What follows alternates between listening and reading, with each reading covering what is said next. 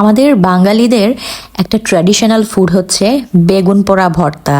গ্রামে শুধু মাটির চুলাতেই যে বানালে ভালো হয় তা কিন্তু না, আপনি শহরে গ্যাসের চুলাতেও কিন্তু এরকম একটা বেগুন পোড়া দিয়ে ভর্তা করে ফেলতে পারবেন। তো আসসালামু আলাইকুম এভরিওয়ান, কেমন আছেন সবাই? যে যেখান থেকেই দেখছেন সবাইকে আমার চ্যানেলে নতুন একটি কুকিং ব্লগে আবারও শুভেচ্ছা। আজকে আমি 2টা বেগুন দিয়ে গ্যাসের চুলায় একদম পোড়া পোড়া করে একটা ভর্তা করব। এজন্য আমি 2টা বেগুন নিয়ে নিয়েছি আর বেগুনটাকে সরিষার তেল দিয়ে একটু মালিশ করে নিচ্ছি। তেল লাগানোর কারণ হচ্ছে বেগুনটা যখন আমি চুলায় দিব তখন এই ওপরের অংশটা যেন ছাই ছাই না হয়ে যায় এবং আমার চুলা নষ্ট না হয়ে যায়। বেগুন পোড়া করতে গেলে কিন্তু অনেক চুলা নষ্ট হয়, এই কারণে আমি তেল দিয়ে নিয়েছি। এরপর বেগুন দুটোকে আমি দিয়ে দিচ্ছি চুলার ওপরে। যে কোনো একটা ছাঁকনি অথবা যে কোনো এই ধরনের স্টিলের যদি আপনার থেকে থাকে তার উপরে দিয়ে দিবেন, যাতে বেগুনগুলো ব্যালেন্স অনুযায়ী পোড়া পোড়া হয়। এভাবে আস্তে আস্তে একটু একটু করে ঘুরিয়ে ঘুরিয়ে আমি বেগুনগুলোকে সব দিক থেকে ভালো করে পুড়িয়ে নিব, কারণ একদিকে যদি কাঁচা থেকে যায় তাহলে কিন্তু এটা খেতে খুব একটা ভালো লাগবে না।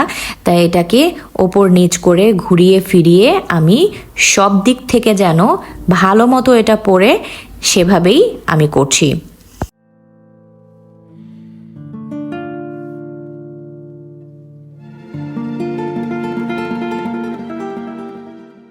এখন আমি 3টা রসুনের কোয়া একটা কাঁটা চামচে বিধিয়ে নিয়েছি এবং এটাকেও বেগুনের সাথে ভালো করে পুড়িয়ে নেব।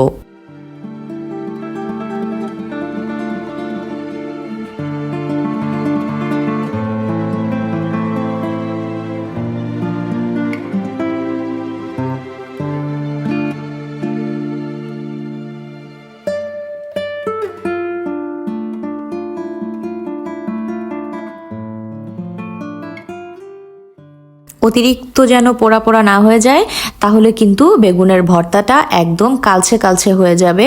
তাই যতটুকু পোড়ালে আমার এটা ভালো মতো ছেনতে অসুবিধা হবে না, আমি ঠিক সেভাবেই এটাকে পুড়িয়ে নেব।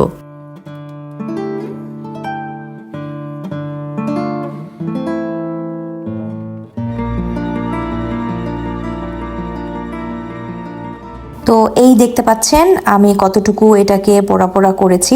আসলে ওপর দিয়ে একটু পড়ে গিয়েছে আর ভেতর থেকে যেন সামান্য একটু নরম হয়ে যায় এমনভাবেই এটাকে আমি পোড়া পোড়া করেছি। আর অন্যদিকে অলমোস্ট বেগুনটাও কিন্তু পোড়া পোড়া হয়ে গেছে।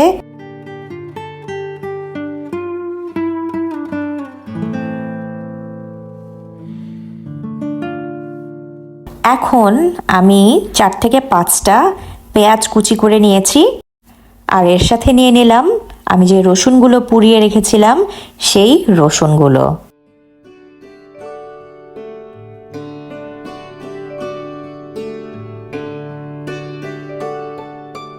বেগুনটাকেও আমি একটু ঠান্ডা করে নিয়েছিলাম। ঠান্ডা হওয়ার জন্য আমি বেশ কিছুক্ষণ কিন্তু অপেক্ষা করেছি, ততক্ষণ এটা চুলার ওপরেই ছিল। আর যখন এটা ঠান্ডা হয়ে গিয়েছে, এটাকে ধরার মতো অবস্থা হয়েছে, তখন আমি এটা চুলা থেকে নামিয়ে নিয়েছি।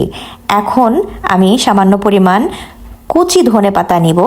কুচি ধনেপাতাটা হলেই ভালো হয়, তাহলে এটার ফ্লেভারটা কিন্তু খুব সুন্দর আসে। আর সাথে নিচ্ছি চিলি ফ্লেক্স, মানে শুকনা মরিচের গুঁড়া। আমি এটা আগেই গুঁড়া করে রেখেছিলাম।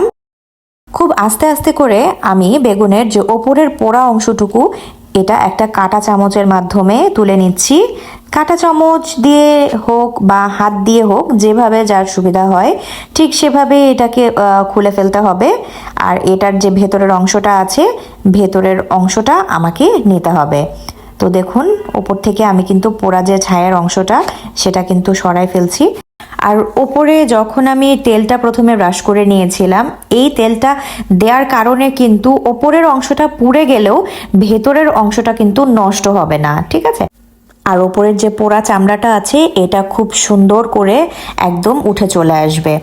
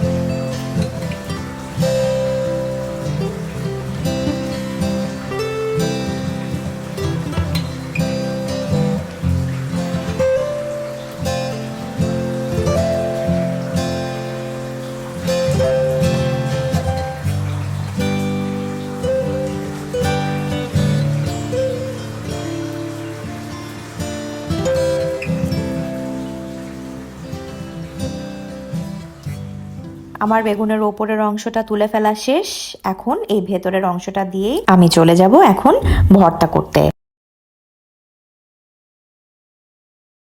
তো এখন আমি এই বেগুনটাকে একটা কেচি দিয়ে ছোট ছোট করে কেটে নিব, কারণ বেগুন ভর্তা যদি আপনারা কেটে না নেন তাহলে বেগুন ভর্তা করার পরে একটা আঁশাশ রয়ে যাবে, আর এই আঁশাশ খেতে কিন্তু অনেক খারাপ লাগবে। এজন্য আমি বেগুনটাকে একটু ছোট ছোট করে কেটে নিলাম। সাথে আমি যে ধনিয়া পাতাগুলো রেখেছিলাম এই ধনিয়া পাতাটাকেও কুচি কুচি করে কেটে নিলাম। নিয়ে নিলাম 1 চামচ পরিমাণ লবণ। এরপর যে রসুনগুলো রেখেছিলাম পুড়িয়ে, এই রসুনগুলোকে ভালো করে হাত দিয়ে আমি ডলে নিচ্ছি। এখন আমি সবগুলো উপকরণ একসাথে মেখে নিব। মরিচ, ধনেপাতা, লবণ আর পেঁয়াজ সবকিছু একসাথে ভালো করে একটু মেখে নেব।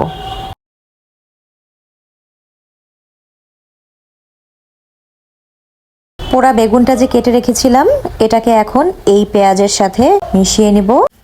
তারপর সবকিছু একসাথে ভালো করে হাত দিয়ে মেখে নিতে হবে। সবকিছু মাখা হয়ে গেলে আমি এর সাথে মিশিয়ে দিচ্ছি 3 থেকে 4 চা চামচ পরিমাণ সরিষার তেল।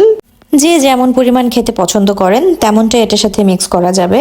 আর ঝাল লবণের পরিমাণটাও কিন্তু তেমনই, যে যেমন লবণ বা ঝাল খেতে পছন্দ করেন তেমনভাবেই ঝাল লবণ মিক্স করে নেবেন।